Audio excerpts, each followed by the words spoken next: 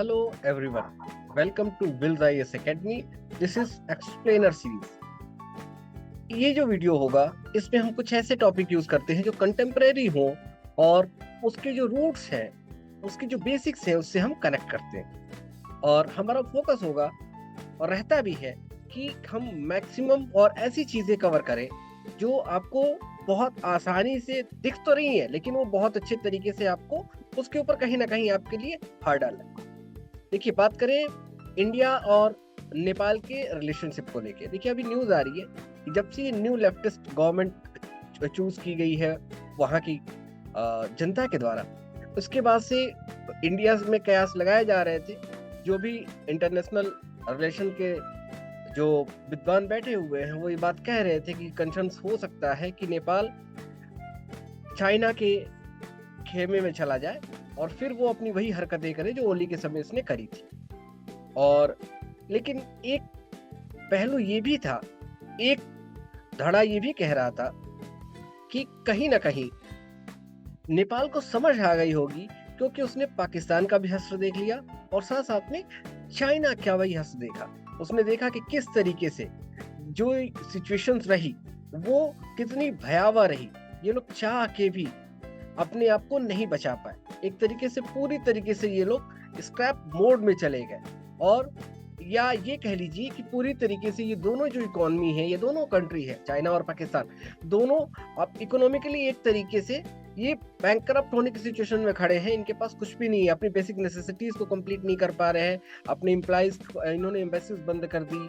और पाकिस्तान की सिचुएशन तो उससे बदतर रही। श्रीलंका को तो वर्ल्ड ऑर्डर देख रहा है कि पब्लिक रोड पे आ गई। तो कहीं ना कहीं इससे नेपाल लर्न किया होगा, बट नेपाल ने इस चीज को नहीं सोचा। एक कहावत कही जाती है कि सावन के अंधे को हर जगह हरा हरा ही दिखता है। ठीक है, तो वही सिचुएशन है कि नेपाल इस बात को नहीं समझा। और नेपाल की जब ये सरकार आती है तो नेपाल ने टू वे वर्क करना शुरू करा है। एक तो डिप्लोमेटिक मूव कर रहा है। अब तक का ये रिकॉर्ड रहा है कि वहाँ जो भी सरकार आती है, उसके जो भी पीएम बनते हैं, वो सबसे पहले इंडिया आते हैं। लेकिन उस बदल प्रेजेंट चाइना गए, उसके बाद फिर वो इंडिया आने के बाद बात कर रहे हैं। और उनके आने से पहले ये अनाउंस उन्होंने कर दिया कि जो इंडिया ने उत्तराखंड का जो 3 एरिया जो अपने कब्जे में ले रखा है, एक तरीके से कैप्चर कर रखा है, वो हम फिर से लेके रहेंगे।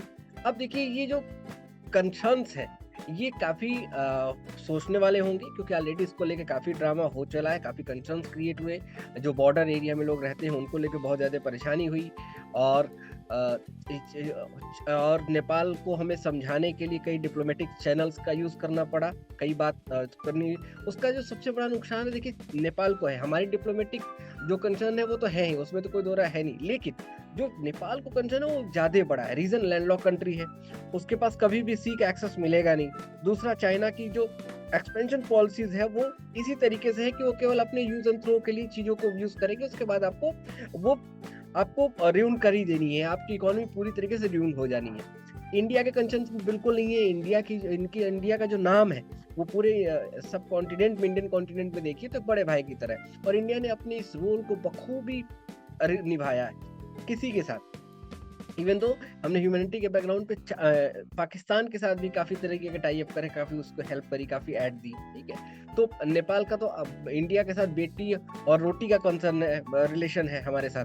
तो ये बहुत ऐसी चीजें हैं कि जो इंडिया के माइंडसेट को दिखा रही है, लेकिन नेपाल इस चीज को नहीं समझ रहा है। आगे जाके ये सीन होगा कि कहीं ना कहीं इंडिया को इस एरिया से, नेपाल वाले एरिया से भी मेजर चैलेंजेस देखने को मिलेगा।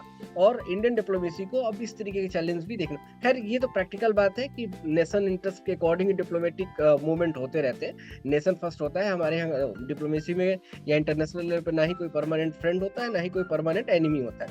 बट अनदर वे हमें ये भी समझना होगा कि जो हमसे काफी जुड़ के रहे, वो अचानक दूर जाने लगे, तो कहीं ना कहीं हमें हमारे डिप्लोमेटिक चैलेंजेस को देखना पड़ेगा। हमारी डिप्लोमेटिक पॉलिसीज को फिर से रिस्टोर करने की नीड होगी। अब हो सकता है कि इस पे हम अशोक की जो फॉरेन पॉलिसी उसको छोड़ के चाणक्य की फॉरेन पॉलिसी को फॉलो करें, लेकिन इसकी नीड होगी तो हमें करना पड़ेगा। ये ढेर सारी चीजें हैं और बहुत ढेर सारी चीजें आपको देखने को मिलेंगी हमारे पास। देखिए, वन स्टॉप सोल्यूशन है। आपको ऑप्शनल भी देखने को मिलेगा, जीएस कोर्सेज है, सब्जेक्ट है, सीसेट है, prelims, mains, interview guided programs, test series, monthly magazine, daily current affairs, mock test, practice questions, even though the study materials. Everything is available. तो आपको केवल करना इतना है कि आपको आना है, एडमिशन लेना है और अपनी लाइफ को स्मूथ करना है, अपनी लाइफ को सिक्योर रहना है। स्वस्थ रहिए, मस्त रहिए, डटे रहिए और अपनी प्रिपरेशंस को स्पीड अप रखिए। टाइम नहीं है और अभी नहीं तो कभी नहीं, और आप नहीं तो कौन। Thank you so much. God bless you all.